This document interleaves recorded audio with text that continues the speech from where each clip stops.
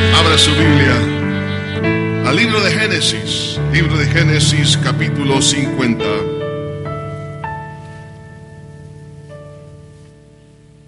Vamos a leer, iniciando el último versículo del capítulo 49, siguiendo la lectura en adelante. Dice así: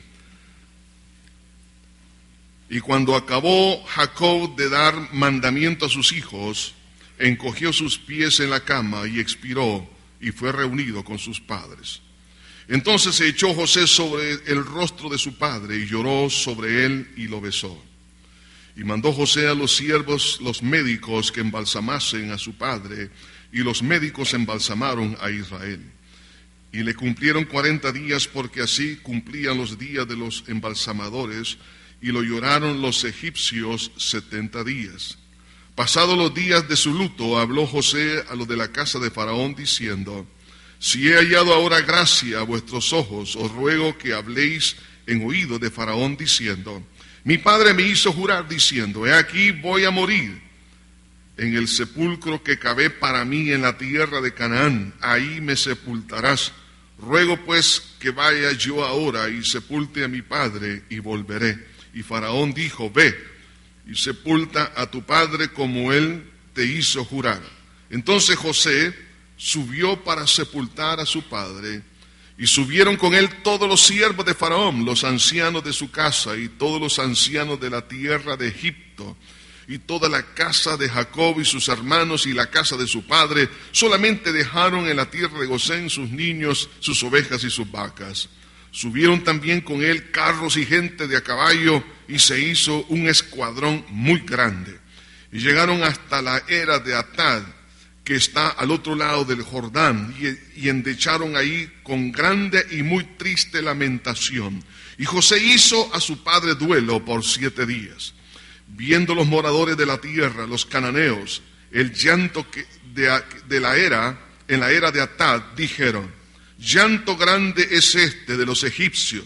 Por eso fue llamado su nombre Abel Misraim, que está al otro lado del Jordán. Hicieron pues sus hijos con él según les había mandado. Pues lo llevaron sus hijos a la tierra de Canaán, y lo sepultaron en la cueva del campo de Macpela, la que había comprado Abraham con el mismo campo para heredad de sepultura de Efrón Eteo, al oriente de Mamre. Y volvió José a Egipto, él y sus hermanos, y todos los que subieron con él, a sepultar a su padre después que lo hubo sepultado. Señor, gracias por el poder que emana de tu palabra, que es viva y es eficaz. Señor, en este día te pido, para gloria y honra de tu santísimo nombre, que tú seas santificado. Señor, bendice a tu pueblo. Ayúdanos, Señor, a vivir la vida que tú quieres que vivamos en esta tierra, con un propósito, en la excelencia que tú quieres que vivamos. Señor, te suplico que me ayudes, Señor, a poder entregar este mensaje. Sé tú haciendo esta obra, porque solo tú la puedes hacer. En Cristo Jesús lo pedimos todo. Amén y amén. El tema de mensaje para esta hora lo hemos extraído de la calidad de vida, no solamente de Jacob, sino de José. Es por eso que el tema es la vida que vale la pena vivir. Hay muchas vidas realmente que están desperdiciadas y que no vale la pena imitarlas. Pero en este caso vemos, en el caso de Jacob y en el caso de José, vivieron vidas intensivas por cuanto ellos abrazaron la fe, entraron en la más grande y maravillosa aventura de la fe. Y vemos el éxito con el cual Dios los coronó, no solamente en esta vida, sino también en la venidera. Para poder tener esa vida realmente que vale la pena vivir, quiero, hermanos, hablarle de 3 grandes exhortaciones testimoniales que vemos en la vida de estos hombres. La primera de ellas es: vive para honrar a Dios y dejarás huella. Tanto Jacob como José vivieron una vida para honrar a Dios. De hecho, la Biblia dice en el libro de Proverbios: el principio de la sabiduría es el temor a Jehová. Y el temor a Jehová es la reverencia, el respeto, vivir para honrarle. Entonces, cuando una persona aprende a honrar a Dios, Dios dice, yo honro a los que me honran. Jacob honró a Dios y Dios lo honró a él.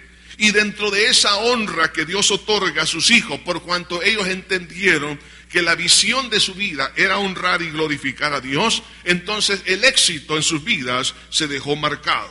Por eso vemos que la visión de la vida de Jacob, al honrar a Dios, hermanos, lo vemos en primer lugar cuando él abrazó la fe en Dios y su plan eterno. La herencia de fe que él abrazó y que su hermano Esaú desechó, él la abrazó. Y quiso mantener firmemente esa convicción que había heredado también de la enseñanza de su padre Isaac, como también de su abuelo Abraham y de toda su descendencia. Cuando alguien abraza la verdad, está honrando a Dios. No solamente eso, sino al definir su vida con un propósito para Dios. Él definió su vida para Dios, pero también decidió ser un siervo de Dios al aceptar la primogenitura. Él decidió ser el ministro espiritual de toda una nación, pero también al no claudicar en medio de las pruebas de la vida, se mantuvo firme en medio de tantas vicisitudes en las cuales él se encontró, se mantuvo fiel. Él estaba honrando a Dios también al mantener la fe y la esperanza de las promesas eternas y muchas otras cosas que pudiéramos mencionar como actos de honra a Dios, lo cual marcó la vida de Jacob. Y cuando él hizo eso, empezó a marcar la diferencia, a dejar huella en su familia y también en la nación de Egipto y en las naciones vecinas. Dios quiere que usted y yo también dejemos una huella en la familia y en toda la nación. Cuando Abraham, o más bien cuando Jacob abrazó la verdad y le enseñó a la familia, él estaba dejando una huella en la vida de ellos.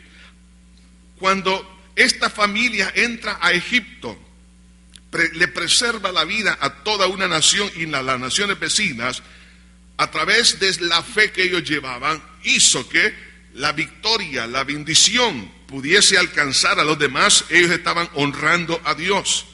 Por eso, hermanos, que vemos la relevancia de la familia de Dios. En medio de los pueblos es la más grande de todas las bendiciones. La más grande de todas las bendiciones para un pueblo, para un país, es la iglesia del Señor Jesucristo. Porque así como en aquel entonces la familia de Dios, hablando de la descendencia de Jacob, vino a ser un instrumento de salvación, de preservación, de victoria, de bendecir a la nación. Así debe de ser la iglesia hoy en día, la sal y la luz de la tierra, como dijo el Señor. Entonces también en este caminar de vida, vemos que Jacob deja una huella en su familia y en su nación, y les enseña el camino del éxito partiendo de la crisis. Es fácil llegar a tener cierto nivel de éxito partiendo del éxito, pero partiendo de la crisis, llegar al punto de éxito, esa es otra cosa. O sea, vemos allí entonces que Dios le estaba enseñando a esta nueva nación, le estaba enseñando que la crisis se debe de transformar en una grada para el éxito. Los resultados de la vida de Jacob fueron impresionantes. Acabamos de leer en esta porción los resultados que vemos en el corazón de sus hijos y también de toda una nación. Lo vemos en el momento de su muerte. Vemos las reacciones de la gente. En primer lugar, analicemos la reacción de José. En el versículo 1 del capítulo 50 dice: entonces se echó José sobre el rostro de su padre y lloró sobre él y lo besó. Lo que estamos viendo acá es que en la vida de José, Jacob había, hermanos, dejado una marca, de tal manera que se encarnó en el corazón de los hombres de la fe. Cuando una persona ha decidido honrar a Dios, lo que está haciendo sin que se dé cuenta es que está dejando una huella en aquellos que tienen la fe en el Señor. Vemos cómo José se expresa inmediatamente. En el momento que su padre muere, se lanzó sobre él, sobre su rostro, lloró sobre él y lo besó. Todos los hijos de Jacob recibieron la misma enseñanza. estaban bajo la misma cobertura, pero cada uno reaccionó conforme a su corazón. No vemos aquí que los demás hijos hicieron lo mismo. No quiero decir con esto que no lo hicieron, pero la Biblia no lo registra. Pero vemos algo muy importante, que no todas las personas, aún dentro de la misma familia cristiana, van a reaccionar de igual manera por la misma palabra que han recibido. Unos van a reaccionar de una y de otra manera. Pero al final, lo importante es que todos lleguemos a la meta. Entonces vemos aquí que cuando alguien honra a Dios, se encarna en el corazón. Vemos cómo José se derramó en lágrimas sobre su padre, porque su padre dejó una huella. Pregunto, ¿estamos dejando una huella en el corazón de nuestros hijos? El otro resultado es que la persona que vive para honrar a Dios se convierte en un ser amado por todas las personas agradecidas. Llega ahí Jacob, como padre de José, que había dado una estrategia interesantísima, sobrenatural, para salvar a toda una nación. Pero no solamente vieron a José, sino que vieron al papá, al maestro, al que discipuló en sus primeros años a José. Le llegaron a tener tanto amor y tanto cariño durante 17 años.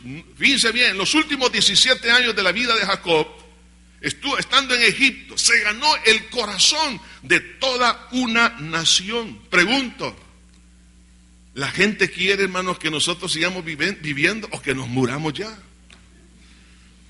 Pero cuando muere, dice acá, dice la palabra en el versículo 2 y 3, dice, y lo lloraron los egipcios 70 días. Es decir, no solamente lloró José, sino toda la nación, 70 días de luto. ¿Por qué? Porque este hombre había marcado la diferencia en el corazón de una nación. Pero no en todos los casos se da esto. Hay personas que han dejado malas huellas. Y la pregunta para usted y para mí es esta: ¿somos nosotros de esa gente que dejamos una huella negativa o una huella positiva?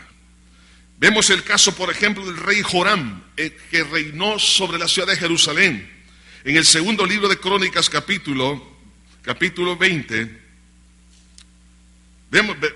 capítulo 21, en el versículo 18, encontramos aquí un ejemplo de un hombre que dejó una huella negativa.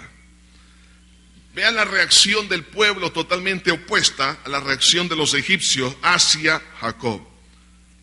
Después de todo esto, Jehová lo hirió con una enfermedad incurable en los intestinos. Al rey Joram le cayó un juicio, y en este juicio fue una enfermedad incurable. No todos los casos es así, pero vemos acá que específicamente Dios dice que Dios lo hirió. Y aconteció que al pasar muchos días, al cabo de 2 años, los intestinos se le salieron por la enfermedad, muriendo así de enfermedad muy penosa, y no encendieron fuego en su honor, como lo habían hecho con sus padres. Cuando comenzó a reinar era de 32 años y reinó en Jerusalén 8 años. Y murió sin que lo desearan más. Oiga esto, como que estaban dando gracias a Dios que se murió. En la flor de su vida, donde la mayoría de todos los jóvenes profesionales comienzan su etapa de éxito, a los 32 años reinó. Se le dio la oportunidad más grande de su vida. Reinó por 8 años. Estamos hablando que muere a los 40. Muere a los 40 años y muere en desgracia. Muere bajo un juicio de Dios. ¿Por qué? Porque hizo lo malo delante. No quiso honrar a Dios. Y el pueblo, como fue dañado, entonces no lo deseaban más. Ni tampoco le encendieron fuego como sus antepasados. Y dice, y lo sepultaron en la ciudad de David, pero no en los sepulcros de los reyes. No en los sepulcros de los reyes. ¿Por qué? Porque no se comportó como un rey.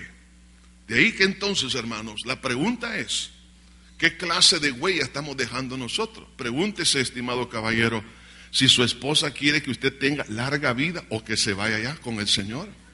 O ya están de alguna manera tratando de despacharlo en oración. Hermanos, hay personas que la gente no quiere que siga viviendo porque demasiado daño está haciendo, hay demasiados problemas. Entonces, y esto pasa, ¿por qué? Por no decidir honrar a Dios. Pero el que honra a Dios, aún hasta la misma muerte, Dios se encarga de honrarlo.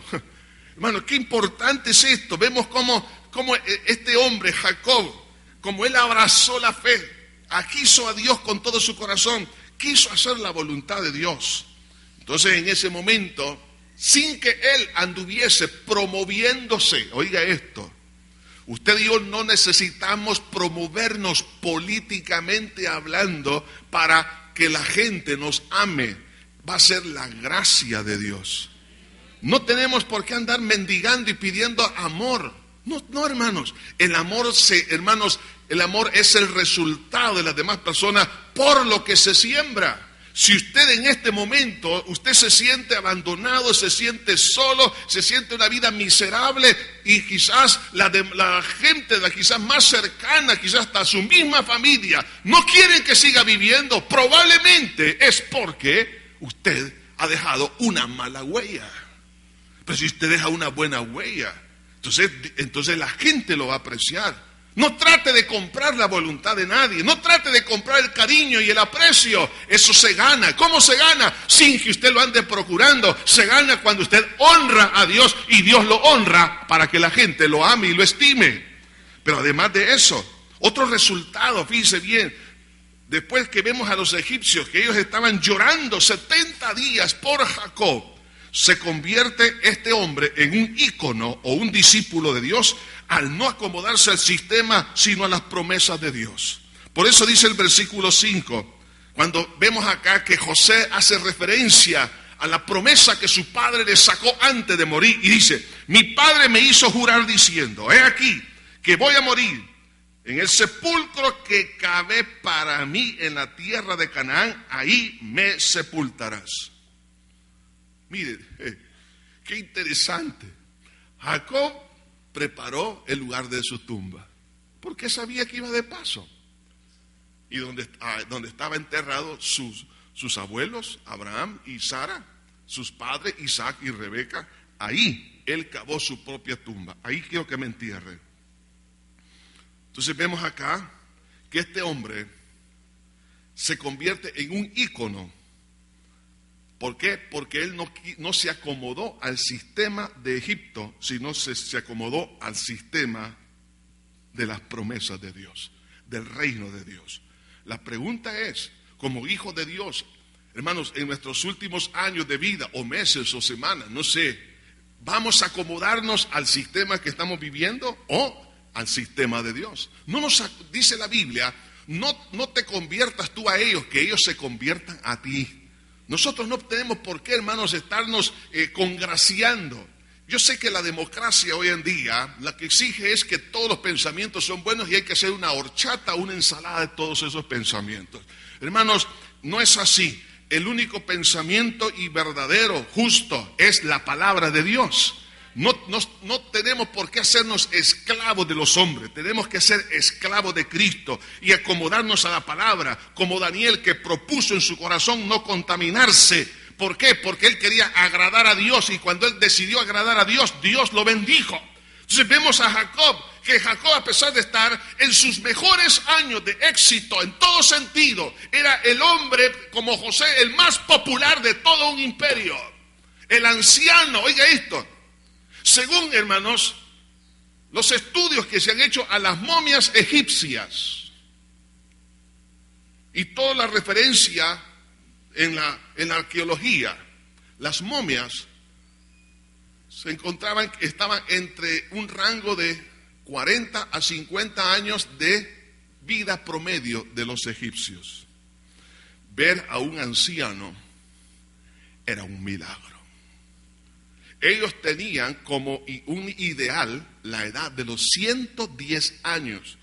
Curioso, a esa edad muere José, como un testimonio de la victoria de Dios.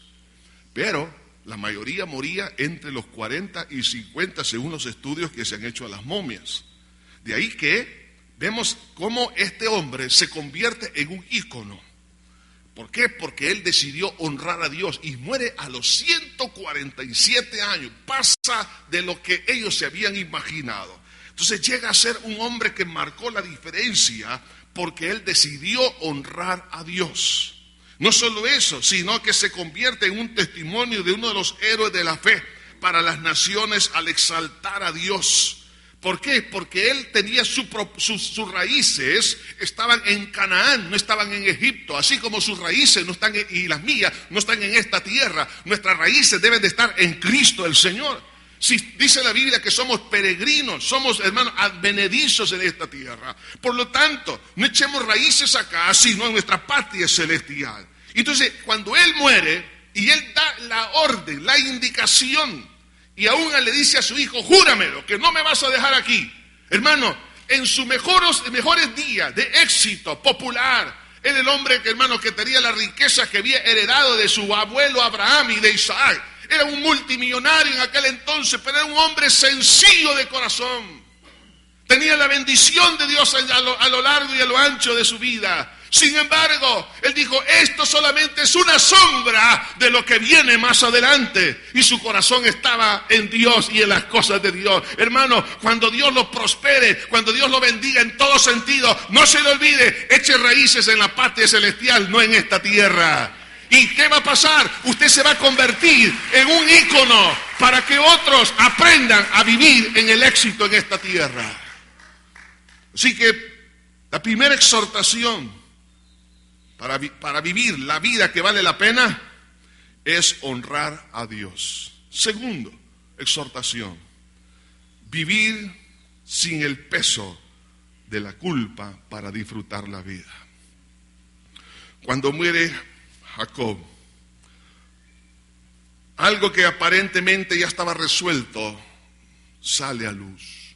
Los hermanos de José empiezan a tener miedo porque ellos pensaban que su hermano José se iba a vengar de ellos ahora que su padre había muerto. Dice en el versículo 15, viendo los hermanos de José que su padre era muerto, dijeron, quizás nos aborrecerá José y nos dará el pago de todo el mal que le hicimos. ¿Se da cuenta? Lo que el hombre siembra, eso cosecha, hay un pago. Ellos tenían temor a ese pago. Y enviaron a decir a José, tu padre mandó antes de su muerte diciendo, así diréis a José, te ruego que perdones ahora la maldad de tus hermanos y su pecado, porque mal te trataron. Por tanto, ahora te rogamos que perdones la maldad de los siervos del Dios de tu padre. Y José lloró mientras hablaba. Vemos aquí, hermanos, algo que ya estaba resuelto en relación al corazón de José. José ya los había perdonado. La primera vez que tienen el encuentro, cuando comienza su etapa de ser el gobernador de Egipto, en ese momento los perdonó, los abrazó, los besó, los llamó, les dio la promesa. Pero qué difícil, hermanos, es perdonarnos a nosotros mismos. Dios nos ha perdonado en Cristo, pero nosotros parece que no nos hemos perdonado a nosotros mismos. ¿Por qué razón? Porque si el pecado, pueden haber varias causas, porque si el pecado no ha sido quitado, entonces la culpa, que es la hermana, como algunos teólogos le han llamado, la hermana del pecado, y cuando marcha el pecado, marcha la culpa a la par. Entonces, el pecado como es un estado, es decir, que nacimos nosotros en esa condición, pero también es una acción. Y esto esencialmente, el pecado es una ofensa directa contra Dios y trae como consecuencia la muerte espiritual y de carácter eterno, y también el pecado enajena el alma. Entonces, si el pecado no ha sido expiado, es decir, no ha sido cubierto, no ha sido remitido el pecado, no ha sido arrancado del alma, entonces la culpa está viva.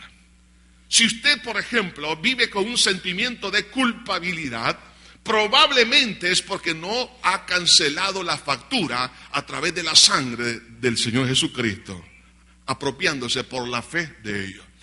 Ahora, pero si usted le pidió perdón a Dios, se arrepintió de corazón, sintió dolor por haber ofendido a Dios y por la fe en su sangre, usted lo pronunció, lo habló, lo confesó, le pidió perdón. Le quiero decir una cosa, a partir de ese instante su pecado fue remitido, es decir, despedido. Pero ¿qué pasa cuando nosotros no nos hemos perdonado a nosotros mismos? ¿Sabe por qué? Pueden haber varias razones. Una de ellas es por orgullo. El orgullo personal no nos permite perdonarnos, porque nos creemos superiores a Dios inconscientemente. Si la Corte Suprema de Justicia del cielo nos ha perdonado, ¿quién es usted como juez de paz para no perdonarse? Si Dios ya le perdonó todo en Cristo, ¿acaso no dice la Biblia? Venid luego, dice Jehová, y estemos a cuenta. Si vuestros pecados fueren como la grana, como la nieve, serán emblanquecidos. Si fueren rojos como el carmesí, vendrán a ser como blanca lana. El problema es que nosotros pensamos que los pecados pequeñitos, como la mentira, aunque la mentira es enormemente grande, igual que todos, no hay colores de pecado, no hay términos grises, todo es negro. Pero, ¿qué pasa con una mujer, por ejemplo, que ha abortado? Un hombre que ha derramado sangre, alguien que dañó la reputación, mintió, sobornó, metió preso, dañó, mandó a matar, no es el autor material, pero sí intelectual de la muerte de alguien, que destruyó una empresa, destruyó una familia, etcétera. Yo quiero decir una cosa, la sangre de Cristo tiene poder para perdonar toda clase de pecados. Aunque usted, perdóneme, haya sido el peor de los criminales, con todos los agravantes que se puede usted imaginar. Si usted se ha metido en el ocultismo, ha sido hasta un brujo, una bruja. Usted ha entrado en todas las perversiones sexuales que se puede imaginar. Usted ha derramado sangre como se derrama agua cuando usted está regando el jardín. Mas quiero decirle que si usted se arrepiente de corazón y tiene fe que la sangre de Cristo tiene poder para perdonarlo, Cristo lo perdona completamente. Lo limpia instantáneamente. Algunas veces no nos podemos perdonar por orgullo, porque yo siempre he creído que soy alguien en esta tierra. Perdóneme, la Corte Suprema de Justicia en el cielo, cuando usted se arrepintió, dijo, estás perdonado, vete y no peques más. El problema es que mi orgullo no me permite perdonarme. Eso puede ser una de las causas de la falta de autoperdón, pero también otra de las causas es por la ignorancia del efecto de la sangre de Cristo. Hermanos, qué triste es que estos hombres, los hermanos de José, oiga esto, estaban dentro de una etapa de victoria, en una etapa de una economía muy estable, abundante, en ascenso, estabilidad matrimonial, familiar. Bueno, no se podía pedir más. Sin embargo, vivían con un sentimiento de culpa. ¿Cuántos cristianos nacidos de nuevo viven con esta condición? A pesar que Jesús ya los perdonó en Cristo, ya Dios nos ha perdonado, pero estamos con eso. Mire, la palabra perdón que hemos leído en los versículos 15 al 17, esa palabra perdón en el hebreo significa levantar, es decir, implica levantar la cabeza o indultar. ¿Por qué?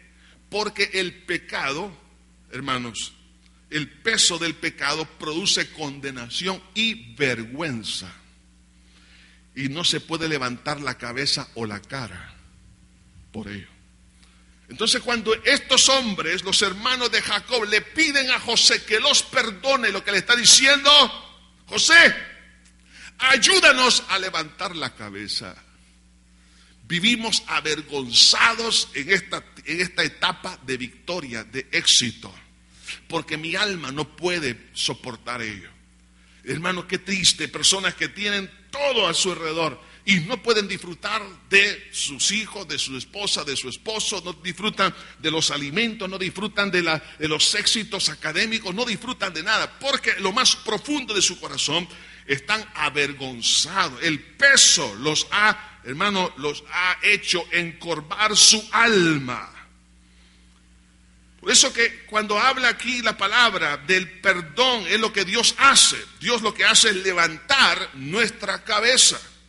Por eso que vemos en el caso del copero, años atrás, cuando José estaba en la cárcel, el copero tiene un sueño y él se lo interpreta. Y en este sueño, cuando José se lo interpreta, ya en el capítulo 40, vemos acá en el versículo 13, que él ocupa aquí un modismo que implica realmente lo que es el perdón. Entonces dice en el versículo 13, y al cabo de 3 días levantará Faraón tu cabeza. O sea, está diciéndole que vas a ser perdonado, tu vergüenza se va a quitar y te restituirá a tu puesto y darás la copa a Faraón. ¿Qué es lo que Dios hace? Cuando Dios nos perdona, no es para avergonzarnos, sino para levantarnos. ¿Quién es el que avergüenza al hombre? ¿Quién es el que tiene humillado al hombre? Es el pecado y Satanás. Mas Cristo vino para deshacer las obras del diablo. Y dentro de las obras del diablo es el sentimiento de culpa que no permite que las personas levanten cabeza. Que no levantan cabeza ni como esposo, ni como esposa, ni como hijo, no levantan cabeza en nada. ¿Por qué? Se sienten avergonzados, humillados. Mas Cristo vino a dar libertad a los cautivos, dice su palabra, y cautivos de una conciencia culpable. ¿Para qué? Para que nosotros disfrutemos de las misericordias de parte de nuestro Dios, que vivamos en victoria en esta tierra.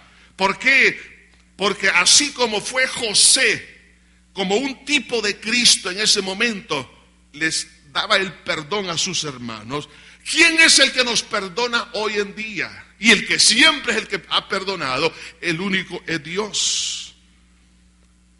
Por eso Zacarías, profetizando acerca del nacimiento del Señor Jesucristo, en Lucas capítulo 1, versículo 77, hablando de ese niño que iba a nacer, dice: para dar conocimiento de salvación a su pueblo, para perdón de sus pecados. Los hombres no perdonan pecados, quien perdona el pecado es Dios. Él está hablando de quién, está hablando de Jesús. Jesús es el que perdona nuestros pecados. Por eso también en Lucas 24:47, la manera de obtener ese perdón es por la fe en la muerte del Señor Jesús o en su expiación en la cruz del Calvario. En Lucas 24:47 dice aquí el Señor: y que se predique en su nombre el arrepentimiento y el perdón de los pecados en todas las naciones. Que Dios quiere perdonar a todos. Ya fue pagado el precio para el perdón de pecados, pero por eso es importante la predicación, para que la gente sepa que hay un indulto divino para toda la humanidad que cree en esa obra preciosa. Porque ¿qué es lo que dicen las religiones? Las religiones lo que dice: hay que pagar para que obtenga el perdón de pecados. Usted no tiene que dar dinero, usted no tiene que hacer penitencia, usted no tiene que hacer nada. Lo que tiene que hacer es creer que Cristo pagó por usted y por mí en la cruz del Calvario. Y pues por gracia, a través de la fe. Por eso, vemos allá en Colosenses capítulo 1, versículo 14.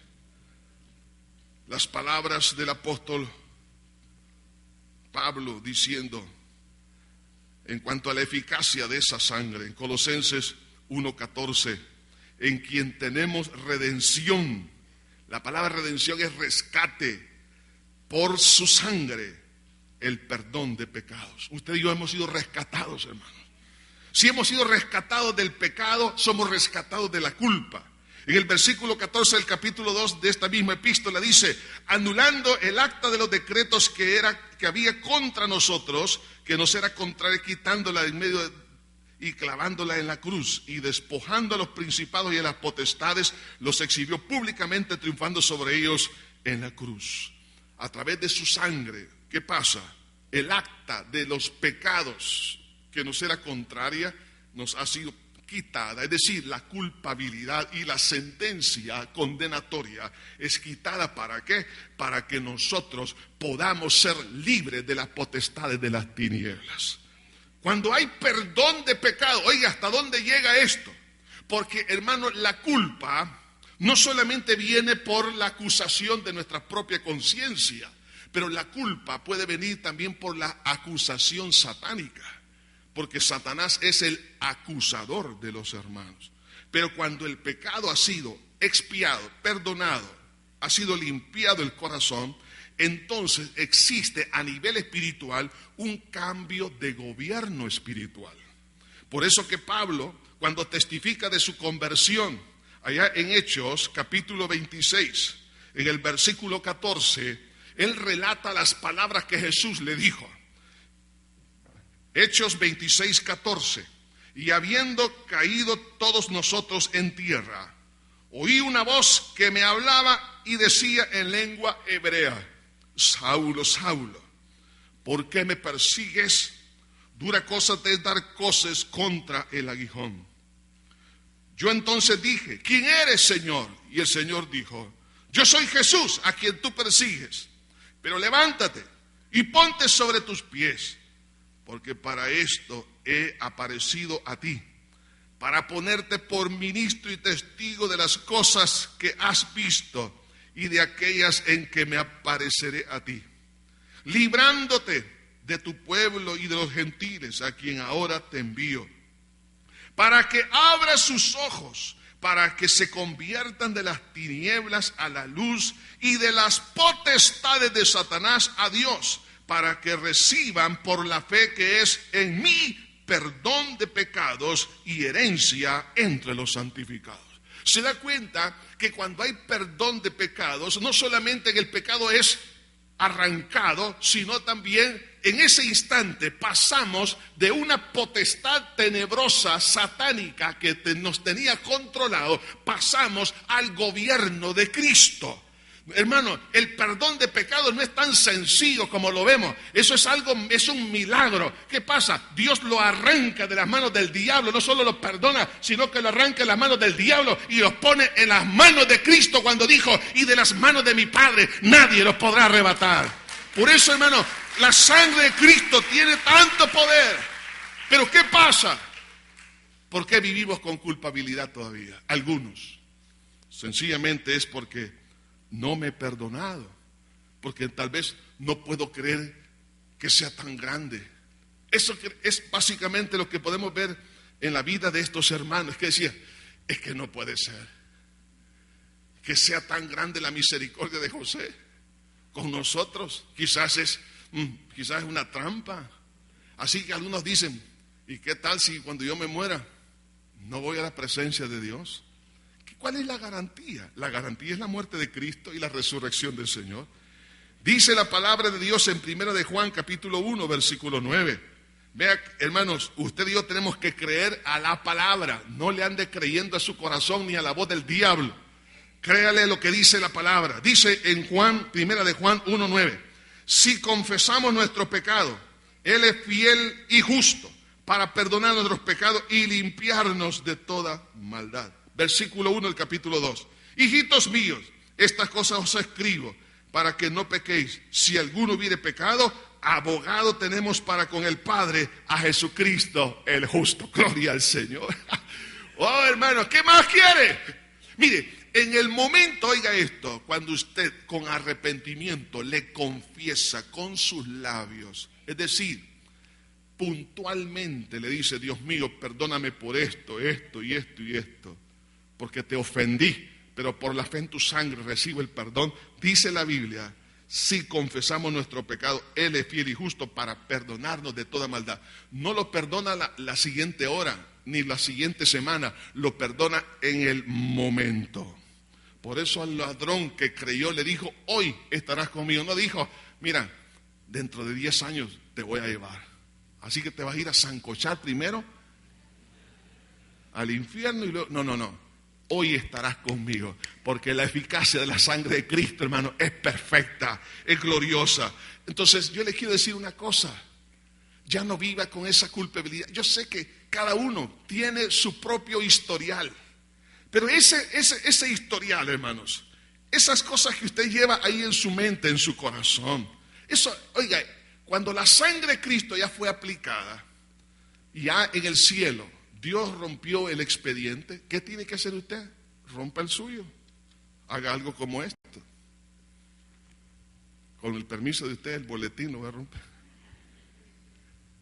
Saque su propio expediente y diga, Señor, si tú ya me perdonaste, ¿quién soy yo y quién es fulano de tal para seguirme señalando? De modo que si alguno está en Cristo, nueva criatura es. Las cosas viejas pasaron, he aquí, todas son hechas nuevas. Cuenta Martín Lutero que una vez él estaba en su casa estudiando y viene el diablo y lo empezó a acusar, de todas sus maldades y sus fechorías. Y dice que él escribió todo eso y le dijo al diablo, tenés razón, yo he hecho todo esto. Es que mire, hermano, el diablo sabe lo que usted ha hecho. ¿Sabe por qué? Porque él anduvo con usted. Sí. Y él le echó fuego a la cosa. Entonces, le dice Martín Lutero, tenés razón, Satanás, pero te voy a decir una cosa, que todo esto Jesús ya lo perdonó. Por lo tanto, no me tenés que seguir acusando de nadie. ¿Quién acusará a los escogidos de Dios? Nada, porque Cristo es quien nos justifica. ¿Sabe qué significa justificar? Nos declara inocentes. Y ese impacto sobre la conciencia significa que tengo que disfrutar de mi presente. Los hermanos de Jacob no podían disfrutar de su presente porque había una culpabilidad. Qué bonito, hermanos, es tomarse un buen plato de sopa de frijoles con masita y con aguacate. ¿Sí o no? Una cuajadita por ahí, una tortilla tostada, poquito de cebolla y chile. Entonces, cuando usted agarra esa sopa de frijoles, que esa sopa tiene que ver allá en el cielo también. Entonces, hermano, y usted cuando tiene paz y está libre, usted lo disfruta. Mire, usted va a disfrutar de todo. Va a disfrutar de sus vacaciones. Va a disfrutar cuando va a la playa, va a la montaña, va a disfrutar en todas las cosas. Pero cuando alguien vive con un sentimiento de culpa, todo le cae mal. Le siente mal aún la compañía de la gente, se esconde porque no es posible que Dios nos haya dado una bendición tan grande y vivir en una miseria interna. En el nombre de Jesús, crea la eficacia de la sangre de nuestro Señor Jesucristo que nos ha perdonado y nos ha limpiado. La tercera exhortación, recuerde, tenemos primero que vivir para honrar a Dios, para dejar huella. Tengo que vivir sin el peso de la culpa. Y tercer lugar, vivir con la fe que vence la muerte. La muerte es el último enemigo, pero el cual ya fue vencido por Jesús cuando Cristo resucitó. Gloria a Dios. Ya Cristo resucitó por mí. Y si Él ya resucitó, significa que venció la muerte. Y si Él ya la venció, yo ya la vencí. Así me dice la Biblia. Entonces, José, como Jacob, vivieron con esa expectativa. La Biblia dice que la fe vence al mundo. Y la fe, hermanos, que vemos como un hilo de oro a lo largo de todos los grandes hombres y mujeres del Génesis, esa fe los llevó a tener victoria sobre la misma muerte. Vemos, hermanos, cuando se vive por esa fe, se recibe la consolación aún en el momento más doloroso de la muerte de un ser querido. Vemos ahí en el versículo 14 que hemos leído, después que no solamente José, sino sus hermanos también enterraron a su padre, dice, y volvió José a Egipto, él y sus hermanos. O sea, no se quedaron ahí pegados al sepulcro. ¿Por qué? Porque hubo consolación. La persona que tiene a Cristo y que vive por la fe sabe que la muerte no es un adiós, sino un hasta luego en Cristo el Señor. Por eso Él dijo, el que cree en mí, aunque esté muerto, vivirá. Porque la persona cuando muere está viva, hermano. Gloria a Dios. Solo que está en un mejor lugar que este. Sí, está mejor. Entonces, recibe consolación. No solamente eso. Mire qué hermoso es vivir en la fe, porque se recibe consolación. Y hay que llorar, sí, hay que expresar nuestro dolor, pero la consolación de Dios llega en el momento oportuno. Pero también el vivir por la fe ayuda a que la misericordia marque nuestras acciones en la vida. Qué fácil le fue para José perdonar a sus hermanos cuando les dice en el versículo 18, vinieron también sus hermanos y se postraron delante de él y dijeron, henos aquí por siervos tuyos. Y le respondió José, no temáis, ¿acaso estoy yo en el lugar de Dios? Vosotros pensáis mal contra mí, mas Dios lo encaminó a bien para hacer lo que vemos hoy, para mantener en vida a mucho pueblo. Ahora pues, no tengáis miedo, yo los sustentaré a vosotros y a vuestros hijos. Así los consoló y les habló al corazón. Vemos cómo una persona que vive en esa calidad de fe le es fácil hacer misericordia a las personas que le han hecho daño. ¿Sabe por qué algunas personas no pueden hacer bien a los que les ha hecho daño, sino que pagan mal por el mal? Sencillamente porque no viven en la fe. El que tiene esa fe aprende a bendecir y no a maldecir. Aprende a dar y no a quitar. En tercer lugar, disfruta y experimenta las promesas de Dios. Vemos que José, hermanos, según lo que dice el versículo 22 al 23, dice, y habitó José en Egipto, él y la casa de su padre, y vivió José 110 años. Si sacamos la cuenta, 30 años de sufrimiento, pero a esta altura tenía 110. Estamos hablando que 80 años los disfrutó, 30 fueron de sufrimiento, pero 80 de victoria.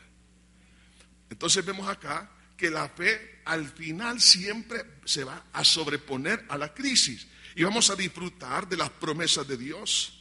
Por eso que es importante, hermano, tener la fe. Si usted está pasando por una tribulación prolongada, ya de años, hermano, espere, pero viene lo mejor. El Señor tiene siempre una fiesta preparada para cada uno de nosotros. En cuarto lugar, entrena a una generación de relevo. La persona que cree no se queda con el tesoro él solo, sino que quiere que otros también y se conviertan en conquistadores. Mire qué lindo lo que dice el versículo 23.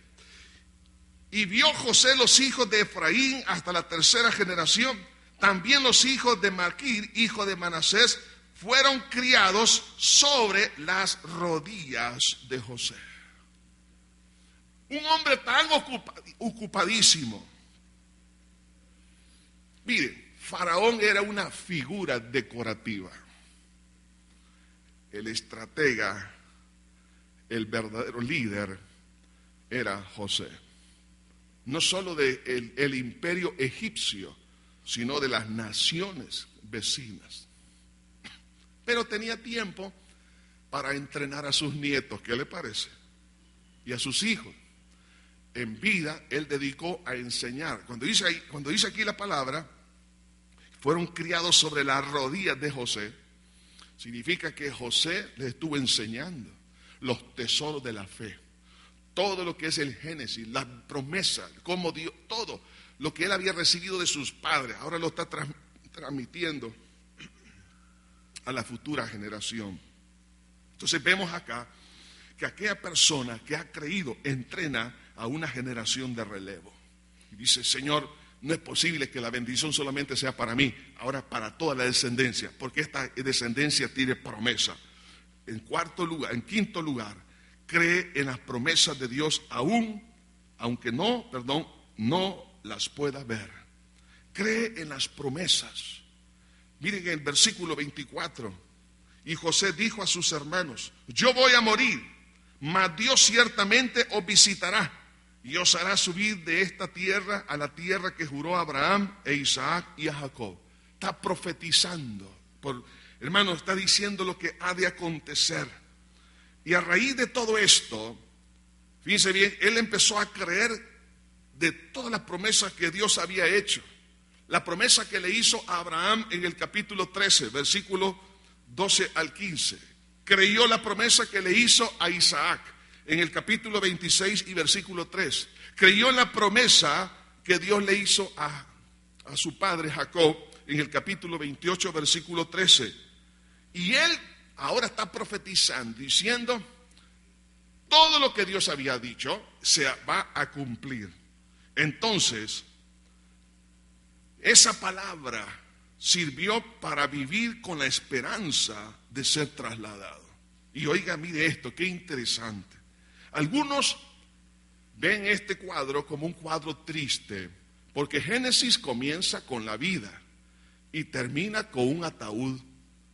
Qué triste, dice. No, eso no es tristeza, le voy a decir por qué.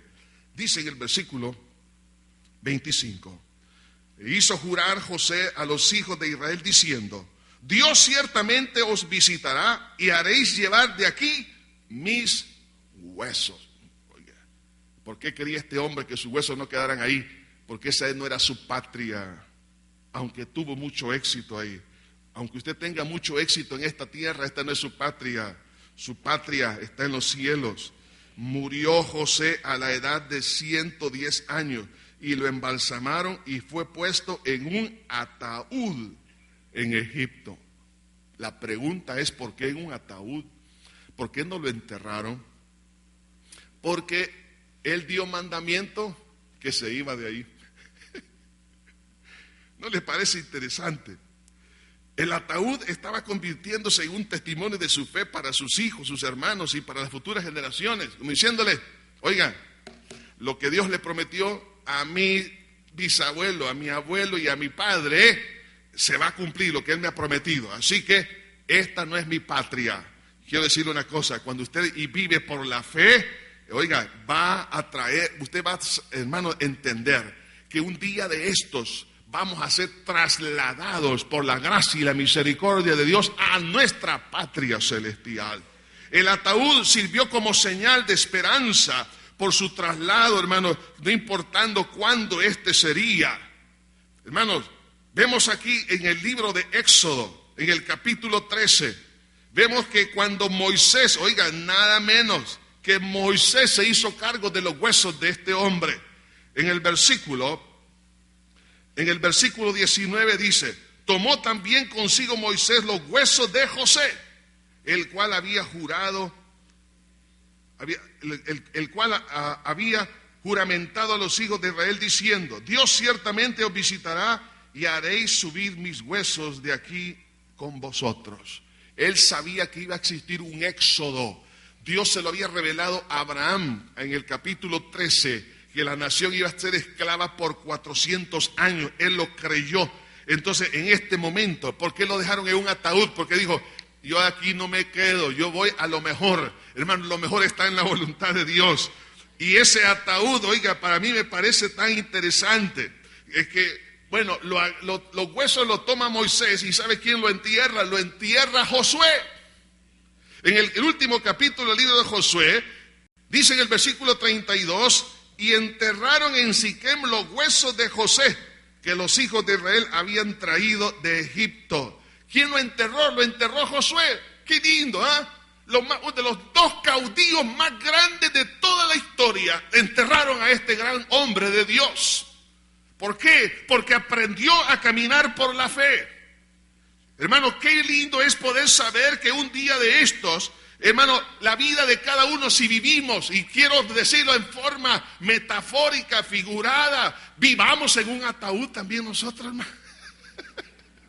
Es decir, que vivamos en el sentido de que estoy de paso, que voy a disfrutar lo máximo en esta tierra, pero estoy dando testimonio con eso, que hermano, hay victoria. Mire, ¿qué pasa cuando el pueblo de Israel andaba con ese ataúd en el desierto por 40 años? Hermano, lo que estaba trayendo el mensaje era una profecía que se cumplió 100%, pero sin embargo, a pesar que ellos estaban viendo una profecía que se cumplió, lo que Dios le dijo a Abraham, Allá en el capítulo 13 de Génesis, ahora 400 años después lo están viendo. Tristemente, los que iban en el desierto no creyeron. Pero José dijo, Jehová nos visitará y saldremos de acá. Y ahí venía el cuerpo, el ataúd y los restos mortales de este hombre. Sin embargo, hermano, ese testimonio de fe a ellos no les pegó en el corazón. Pero José sabía que Dios es fiel en las cosas que Él ha prometido. Hermano, un día de estos, usted y yo, así como José anhelaba un traslado, así también usted y yo anhelamos nuestro propio traslado. Y va a ocurrir, dice 1 Tesalonicenses 4:13, tampoco queremos, hermanos, que ignoréis acerca de los que duermen, para que no os entristezcáis como los otros que no tienen esperanza. Porque si creemos que Jesús murió y resucitó, así también traerá Dios con Jesús a los que durmieron en Él. Por lo cual os decimos esto en palabra del Señor, que nosotros que vivimos, que habremos quedado hasta la venida del Señor, no precederemos a los que durmieron. Porque el Señor mismo, con voz de mando, con voz de arcángel y con trompeta de Dios, descenderá del cielo, y los muertos en Cristo resucitarán primero. Luego nosotros, los que vivimos, los que hayamos quedado, seremos arrebatados juntamente con ellos en las nubes para recibir al Señor en el aire, y así estaremos siempre con el Señor. ¡Aleluya! Oh, hermano, viene ese grandioso día. Cristo viene por su pueblo.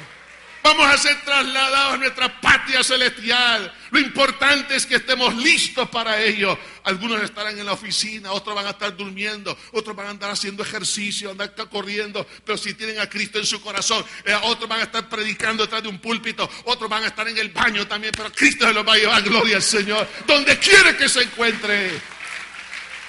Y los muertos serán resucitados. De repente diremos, ¿a dónde estoy?